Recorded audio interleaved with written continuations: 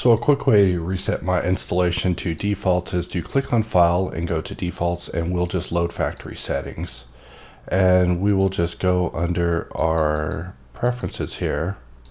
And first we'll enable BoxCutter and HardOps. Let's make sure that we enabled the right one. Of course we did.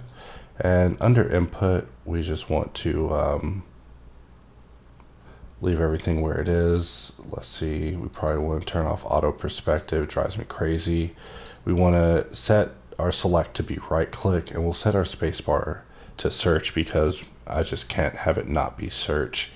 And under system, we can just leave everything where it is. But the purposes of this is to demonstrate that if you are using the key map style of select with right mouse click, and you're using BoxCutter, that we now support it to a greater extent. So under the behavior panel, under input, there's an option for preserve RMB.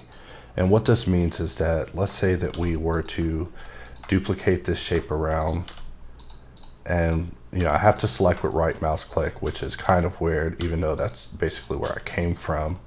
But now that we're inside of BoxCutter, notice that I'm able to shift click and deselect while inside of BoxCutter. And previously we did support right mouse click, but we didn't support it to the level that was sufficient. And a certain Telemander made me well aware of that. So I'm happy to announce that we have resolved this in this update. So now you can actually select things the way that you want, and things should be working properly. For those coming over from 2.79 are still hot on the right mouse select. In fact, as I do it, I feel my mind going back to those 2.79 days, maybe using the left side of my brain, the favorite side of my brain. I'm getting out of control here.